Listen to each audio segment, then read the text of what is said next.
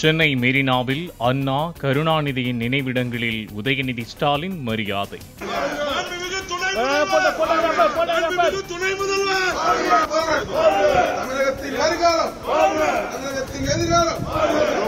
பேப்பேரியில் உள்ள பெரியார் நினைவிடத்திலும் மரியாதை செலுத்தினார்.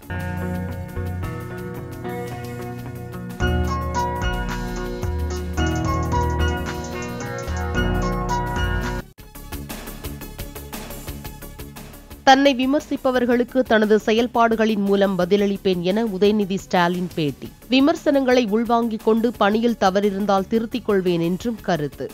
நிறைய பேர் விமர்சனம் அந்த விமர்சனங்களுக்கும் சேர்த்து என்னுடைய நன்றியை நான் சொல்றேன்.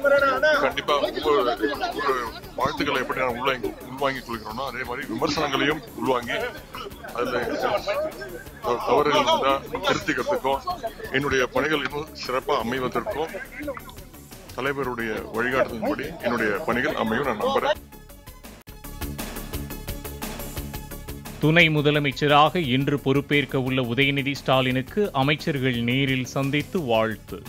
Raghupathi, TRP Raja, I. Periyasamy, Anbil Mahesh உள்ளிட்டோர் வாழ்த்து தெரிவித்தனர்.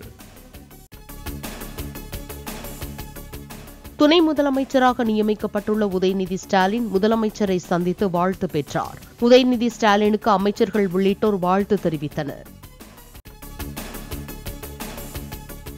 செந்தில் பாலாஜி, கோவை செழியன், R. ராஜேந்திரன், சாமு நாசர் ஆகியோருக்கு அமைச்சர் பதவி. இன்று பிற்பகல் 3:30 மணிக்கு ஆளுநர் RN ரவி பதவி பிரமாணம் செய்து வைக்கிறார். உயர்கல்வித்துறை அமைச்சராக இருந்த பொன்முடி வனத்துறை அமைச்சராக நியமனம். தங்கம் தென்னரசு, மெய்யநாதன், கயல்விழி செல்வராஜ், மதிவேந்தன், ராஜகண்ணப்பன் ஆகியோரின் இலாகா மாற்றம். மன் கி பாத் நிகழ்ச்சியின் 10ஆம் ஆண்டு நிறைவு விழாவில் பிரதமர் மோடி நாட்டு மக்களிடம் உரை. தூய்மை இந்தியா திட்டம், நீர் பாதுகாப்பு உள்ளிட்டவற்றில் நாடு கண்ட வளர்ச்சியை குறிப்பிட்டு பிரதமர் மோடி பெருமிதம். 15 ஆண்டுகள் கடந்து காலாவதியான அரசு பேருந்துகளின் உரிமத்தை மேலும் ஓராண்டு காலம் நீட்டித்து அனுமதி வழங்கிய அரசின் உத்தரவுக்கு அன்புமணி ராமதாஸ் கண்டனம். மக்களின் உயிரோடு விளையாடாமல் காலாவதியான பேருந்துகளின் உரிமத்தை ரத்து செய்து புதிய பேருந்துகளை வாங்க வேண்டும் என வலியுறுத்தல்.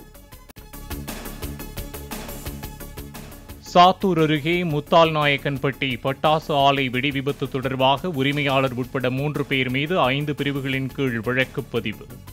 மேலாளர் மற்றும் சூப்பர்வைசர் கைது செய்யப்பட்ட நிலையில் ஆலை உரிமையாளரை தேடி வரும் போலீசார். கைது செய்யப்பட்ட ஹரியானா கொள்ளையர்களில் 5 பேர் சேலம் மத்திய சிறையில் அடைப்பு. வரும் 10ஆம் தேதி வரை நீதிமன்ற காவலில் வைக்குமாறு குமாரபாளையம் நடுவர் நீதிமன்ற நீதிபதி உத்தரவு. ராமேஸ்வரத்தைச் சேர்ந்த 17 மீனவர்கள் 2 விசைப்படகுகளுடன் சிறைபிடிப்பு. எல்லை தாண்டி மீன்பிடித்ததாக கூறி கைது செய்தது இலங்கை கடற்படை. கோயம்புத்தூர், நீலகிரி, திருப்பூர், தேனி, திண்டுக்கல் உள்ளிட்ட மாவட்டங்களில் இன்று ஓரிரு இடங்களில் கனமழை பெய்ய வாய்ப்பு. தூத்துக்குடி, தென்காசி, திருநெல்வேலி, கன்னியாகுமரி மாவட்டங்களிலும் கனமழை பெய்யக்கூடும் என வானிலை ஆய்வு மையம் எச்சரிக்கை. சென்னை பாரிமுனை மற்றும் கொத்தவால் சாவடியில் வாகன சோதனையில் இருவேறு நபர்களிடம் 20 லட்சம் ரூபாய் ஹவாலா பணம் பறிமுதல். உரிய ஆவணங்கள் இல்லாததால் வருமான வரித்துறையிடம் ஒப்படைத்த போலீசார். உலக இதய தினத்தையொட்டி டெல்லியில் மாரத்தானை துவக்கி வைத்த மத்திய அமைச்சர் கிரண் ரிஜிஜு போட்டியாளர்களுடன் சேர்ந்து 3 கிலோமீட்டர் மாரத்தானிலும் பங்கேற்று ஓடிய மத்திய அமைச்சர். பீகாரில் பிரமானா ஆற்றில் ஏற்பட்ட கடும் வெள்ளப்பெருக்கால் அராரியா மாவட்டம் தத்தளிப்பு. தண்டவாளங்களிலும் வெள்ள நீர் சூழ்ந்ததால் ரயில் சேவை பாதிப்பு. கர்நாடக மாநிலம் மங்களூருவில் குப்பை கொட்டும் இடத்தை வண்ணத்துப்பூச்சி தோட்டமாக மாற்றிய இயற்கை ஆர்வலர்கள். குப்பைகளை அகற்றி பூச்செடிகள், பழமரங்களை வளர்த்து பறவைகள், பட்டாம்பூச்சிகளை தோட்டமாக மாற்றியவர்களுக்கு குவியும் பாராட்டு.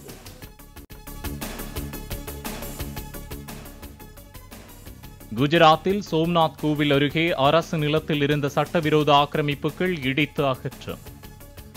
320 கோடி ரூபாய் மதிப்புள்ள 102 ஏக்கர் நிலம் ஆக்கிரமிப்பிலிருந்து மீட்கப்பட்டதாக அரசு அதிகாரிகள் தகவல். அபுதாபியில் ஏராளமான திரை நட்சத்திரங்களின் பங்கேற்புடன் களை கட்டியது சர்வதேச இந்திய திரைப்பட அகாடமி விருதுகள் விழா. ஜவான் படத்தில் நடித்த ஷாருக் கான் சிறந்த நடிகருக்கான விருதை வென்றார்.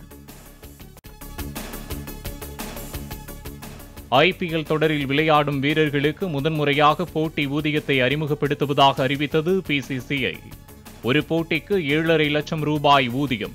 அனைத்து லீக் ஆட்டங்களிலும் விளையாடினால் ஒப்பந்த தொகையுடன் கூடுதலாக 1,5 கோடியே 5 லட்சம்.